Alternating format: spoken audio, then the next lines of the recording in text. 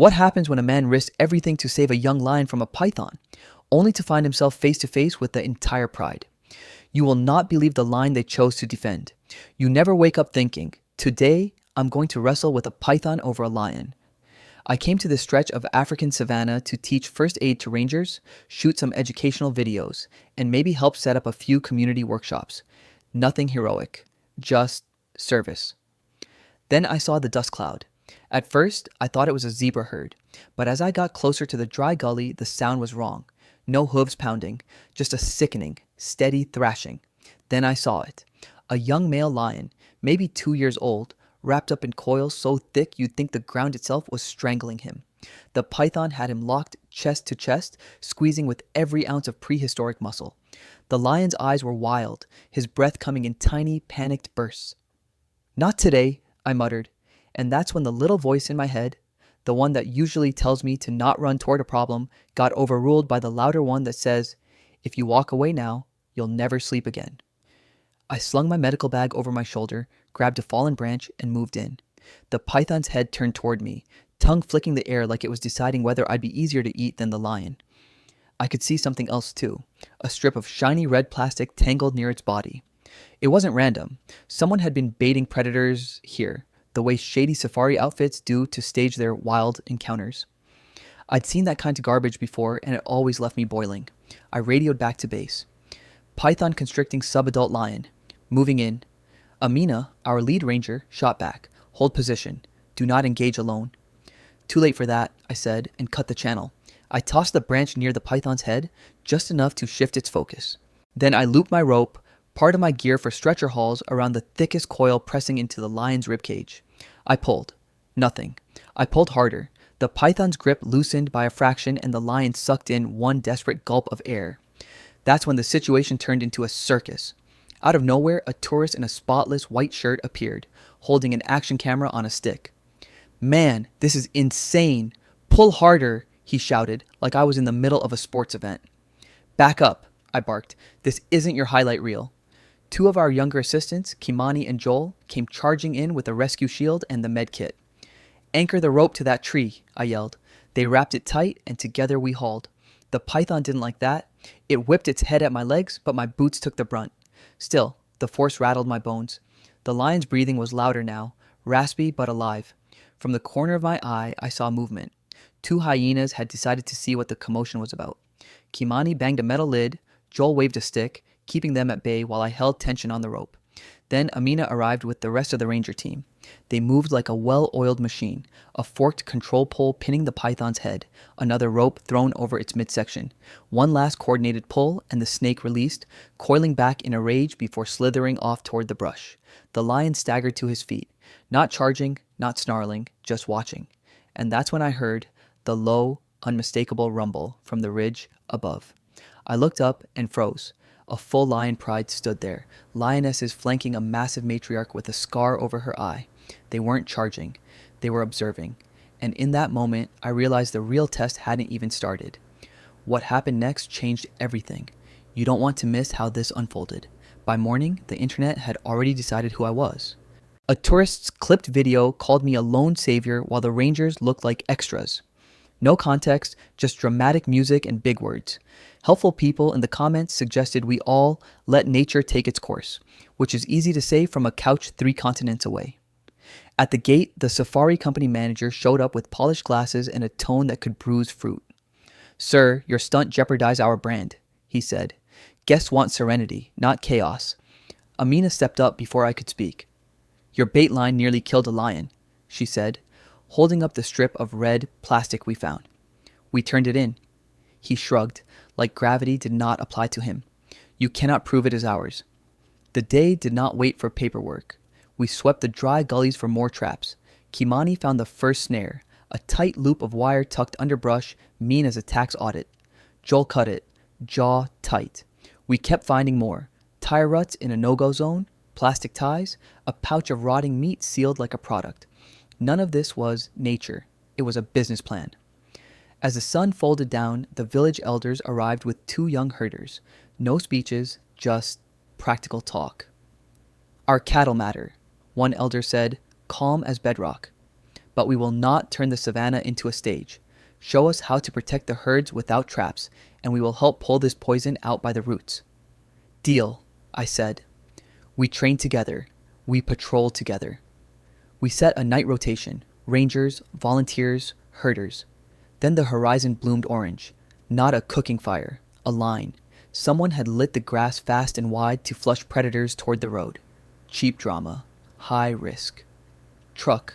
Tools. Now," Amina ordered. Heat slapped our faces before the smoke did. We cut a fire break like our lives depended on it. Because they did. Shovels low. Water where it counted. Sparks leapt like they had a schedule to keep. Then I heard it.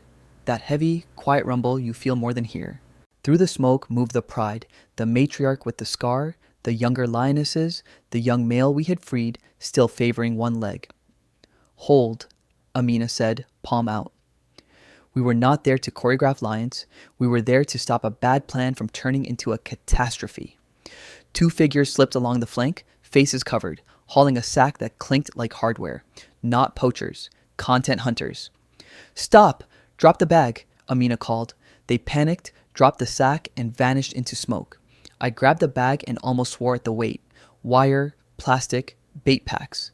The recipe for misery. Wind shifted, flames angled in. The pride hesitated. The young male coughed. We needed a safe corridor, and we needed it in the next 30 seconds. "There's a clear line by the gully," I shouted. "If we hold the flank, they can cross." "Do it," Amina said. Masks on. Kimani, Joel, left side. We made ourselves a moving wall. Shovels beating sparks, water hissing, bodies square to the heat. I swung my arm low, directing the path the way you guide cattle without spooking them. The matriarch met my eyes, then moved. Lioness, lioness, lioness, clean crossings. The young male tripped. I stepped in without thinking and shielded him from flying embers with my jacket. Joel yelled, "Left flank." We checked the rush, bought a few more heartbeats, and the last tail disappeared into darker grass.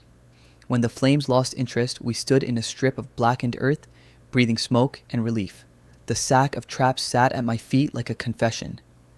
"We have enough for charges," Amina said. "We have enough for a story with full context," Lucas added, lifting his camera. "No edits. No hero nonsense." That night, we posted a straightforward cut. Dates, coordinates, elders speaking for themselves, rangers explaining why intervention made sense when a human snare is involved. No soundtrack, just truth. The first comments were cautious, then curious, then ready to help. And just when I thought we could breathe, the radio crackled. "Unknown trucks at the north exit. Activity near the old pasture." We rolled out quiet. No headlights for the last stretch. The sky was ink. The ground a rumor. 2 vehicles sat by the fence line. Doors open. Coils of wire on the dirt. Footsteps in the grass. A whistle, short and nervous. Amina raised a hand, and we fanned out like a hinge opening. "Rangers," she called. "Hands where we can see them." 3 figures stepped into the dim. One of them glanced my way. Recognition flickering. He clutched a coil of wire like it might solve his future. I heard a new sound then. Low, layered, and very close. Not engines. This is the climax. Everything you have waited for is right here. Stay to see how the hero put everyone in their place. That low, layered sound was not the trucks. It was the pride. They came out of the dark like they owned it, which they did.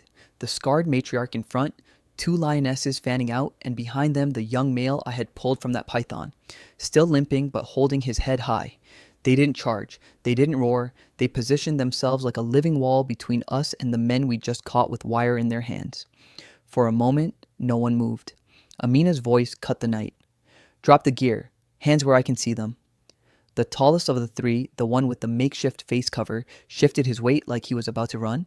The lioness on his side took one silent step forward, shoulders rolling like a wave. He froze. I recognized one of them, barely 19, same build as the kid we'd seen at the fire line. His hands were shaking around the coil of wire. I stepped toward him, slow, voice low enough so it was just between us. "You can walk away from this now, or you can keep walking toward the mess that's going to eat you alive. Maybe not tonight, but soon. Your choice." He blinked at me, then at the pride. The matriarch never took her eyes off him. He dropped the wire. Lucas, standing back, caught everything on video. No dramatic zooms, no music. Just the truth. 3 men realizing they weren't in charge of this field. Amina's rangers moved in, zip-tying wrists, collecting the hardware. The bag of snares hit the dirt with a dull thud, heavy with the kind of intent that ruins lives, animal and human. The youngest muttered, "My uncle said it's easy money. Tourists pay for drama. I just wanted a bike." I nodded once. A bike's a good thing, but not if you buy it by wrecking something bigger than you understand. Behind us, the Pride held position as if they were part of the arrest. The young male's eyes found mine, steady, unblinking. No gratitude, just recognition. Like two players who'd been in the same fight and knew exactly what it cost. When the village elders arrived with the second ranger truck, they didn't waste time on speeches. They took custody of the youngest, told the others they'd be handed over to authorities, and declared, clear as the sunrise, that their fields would not be a stage for anyone's cheap spectacle again. Only after the trucks pulled away did the Pride break formation. The matriarch led them back into the grass. No rush, no fear. One last glance from the young male and they were gone, swallowed by the night they belonged to. The next morning, Lucas uploaded the footage. No hero shots of me, no editing tricks, just the rangers, the community, and the Pride standing on the same line. Comments shifted. People wanted to know how to help keep the land trap-free. Donations started coming in for solar deterrent lights, pasture alarms, training programs. Even the safari company put out a carefully worded statement saying they'd fund protective measures, probably because our video showed one of their branded supply crates in the background. That 19-year-old, the elders had him setting up those solar lights by the week's end. Not because he'd seen the light, but because they made sure he understood there was work here that built things instead of breaking them. A few days later, I walked the dry gully alone. No traps, no plastic, just wind and grass. I didn't expect to see the Pride again, but when a shadow moved at the tree line and a familiar scar caught the morning sun, I stopped. The matriarch was watching. One slow blink, then she turned away.